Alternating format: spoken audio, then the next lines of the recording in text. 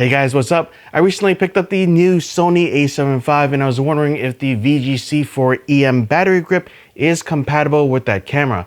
I checked a few different places. I looked at the product page for the Sony A7 V as well as the online user manual and then also the product page for the battery grip, and none of them specifically say that they're compatible with each other. So we're going to put that to the test.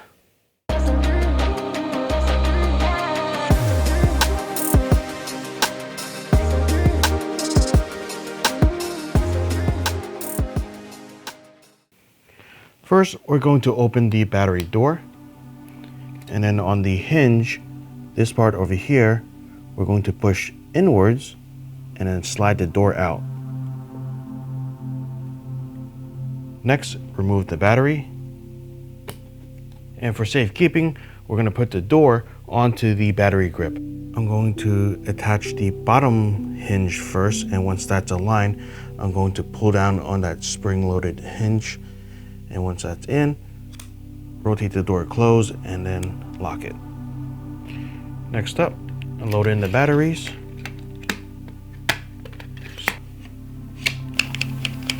After some quick testing, I'm happy to report that all the buttons function as expected, as well as both of the batteries show up properly.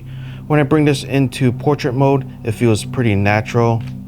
And when I look at the front, the only thing that is a little bit different are the locations of the C1 and the C2 buttons.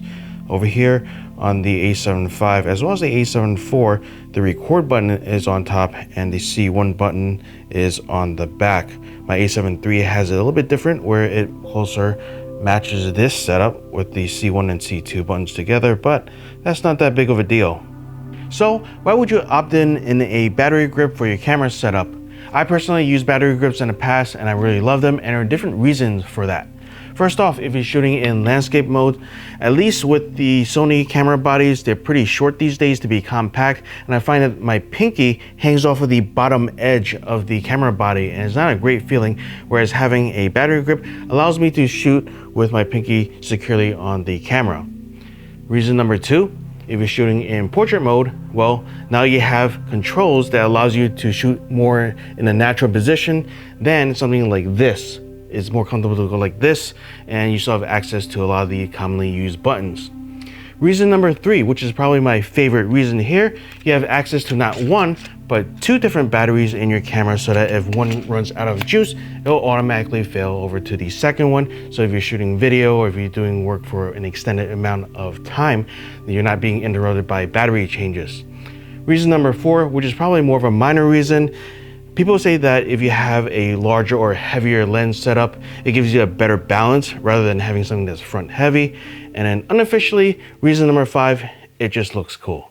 That's all I got for this video. Thanks for watching. Don't forget to like, share, and subscribe if you haven't done so already. And I'll see you in the next video.